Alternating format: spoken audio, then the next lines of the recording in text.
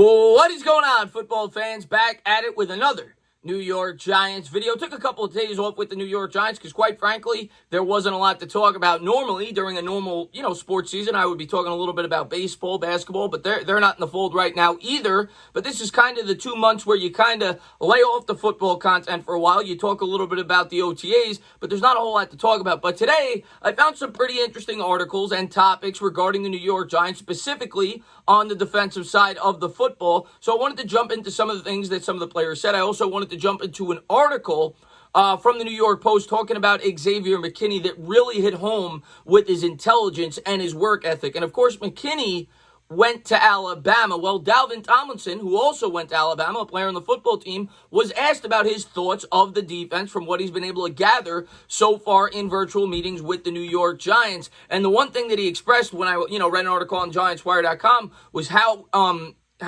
he thought it was very similar to the defense that he, did very well with at Alabama. Now, one thing that I think is ironic, when I did some research, if you go back and look in 2017 or 18, when Bettcher came here, Dalvin Tomlinson said the same exact thing, that it reminded him a lot of his days well at Alabama. And maybe that's the case as far as the defensive line goes. But I think this defensive scheme is going to be incredibly different than the scheme that James Bettcher brought to the table for the New York Giants. But when I went back and did my research and looked into what Alabama's done over the course of the years, when you hear what Saban has to say on a year-in, year-out basis and some of what his coaches have to say, it sounds a lot like what the New York Giants are saying with Patrick Graham, and it only makes sense. Him and Belichick came from the same school of thought. They both came up with the Browns, where he coached with Belichick. He was his defensive coordinator, I believe, and Saban probably brings a very similar defensive philosophy. And when you really look at it, what the Patriots have in common with the New York Giants, what the Bills and Ravens have, three of the better defenses in the league, they don't have a supreme pass rusher.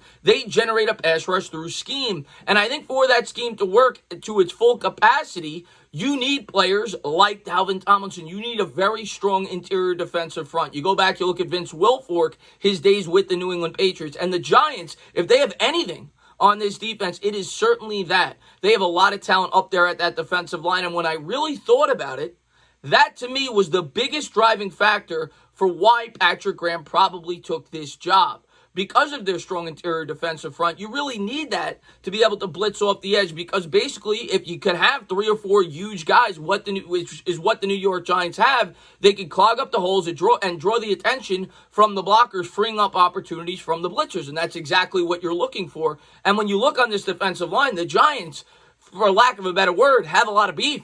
I mean, you look at it, you've got a 320-pounder with Dalvin Tomlinson. You got a 342-pounder with Dexter Lawrence, 291 with Leonard Williams, and B.J. Hill, I think, is 311 pounds. The Giants have a lot of big and, more importantly, athletic guys for their size. Dexter Lawrence moves very well for a man that weighs 342 pounds, and I think that's what Patrick Graham saw when he looked at this personnel. Yes, did he get a step up in terms of title? I think he did with the New York Giants, but I think the main reason he came here wasn't even so much that he fit so well with Joe Judge, because I'm sure that he fit well with Brian Flores. Flores came from New England as well, was a very bright young mind, and he was smart enough to bring Patrick Graham over there, and I think Graham did as good of a job as he could have. A team that was expected to win one game last year, won 5. He probably had a lot of job security, but when I really looked into it, what really I think was the driving force for Patrick Graham really making a lateral move where he had job security with Miami, but the reason he came here, I think he thought that the New York Giants personnel, what they currently had on the roster, really fit for what he was going to bring to the table with the New York Giants. And when you look at Alabama and you look into articles and you do your research, Alabama sounds a lot like what the New York Giants want to do. I read several articles where one year they'd run 4-3 75% of the time. The next year, they'd run it 25% of the time. And a lot of it had to do with the talent on their roster and also the talent that they were going up against. Saban is a guy that historically makes the best out of the situation that he has. He's not a guy that's dedicated to a specific scheme like a guy like James Bettcher. And that's exactly what Patrick Graham sounds like when you listen to him. So maybe Dalvin Tomlinson had a point when he talked about it, even though he said the same exact thing regarding James Bettcher. But he said he was very excited to get working on this defense, and he thinks that he and the team fits it very well. And when you really think about it, I think that they do. I think that a system and scheme like this is predicated on a very strong interior defensive front, which creates, like I said, one-on-one opportunities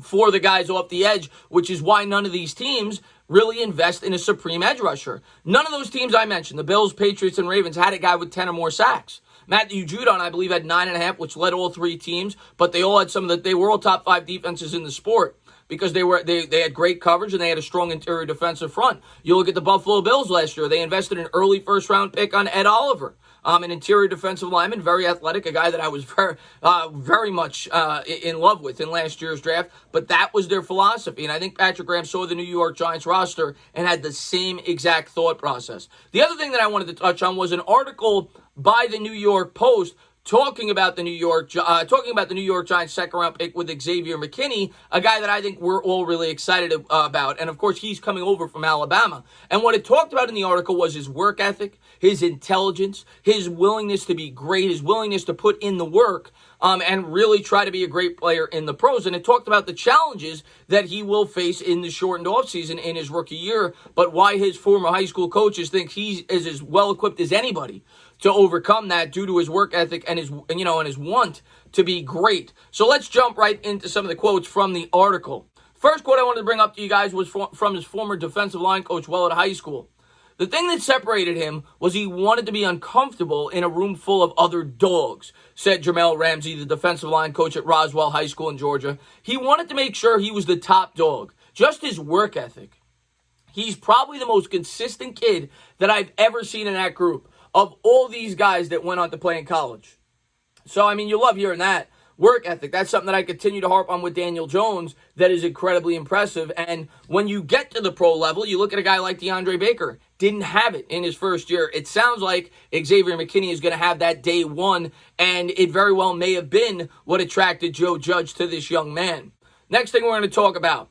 He always accepts the challenge, Phillips said. He turned it up another notch. He just always had a little bit different level of focus than the people his same age, Ford said. He looks like he's in perfect control of his body and moving faster than people that are exerting themselves at 110%, Ford said. There's a fluidity and a smoothness to how he plays the game that is just rare. He just kind of floated and glided, Phillips said. His body control has been A1 since day one. And then they went on to talk about his work ethic when they said this. He's a sponge, Ransby said. That part of what made McKinney the latest in a strong tradition of dynamic safeties to come out of Alabama, including Fitzpatrick, Eddie Jackson, Landon Collins, and HaHa Clinton Dix, one of Saban's favorites. Because he's smart, because he works hard, because he's competitive, Ford said. You never have to worry about whether Xavier is going to compete. He's got that because he always wanted to remind himself of where he needs to be. He's never done enough, and he pushes himself to the limit, Ransby said. A kid who always had tremendous talent, they went on to say, but he wanted to just reach that, the next level, that next step, and that is what makes great athletes great. People who do not settle. And it seems as if Xavier McKinney, and not just him, a lot of the players that the New York Giants drafted in this year's class sound exactly like that. You look at a guy like Darnay Holmes. He seems like a guy who's never satisfied. He always wants to become a better football player, whether it's through playing chess or whether it's, studying film. And McKinney just seems to really, really resemble those exact attributes. So I kind of wanted to just hit home with that article. I read that yesterday, actually. I think it came out very late last night.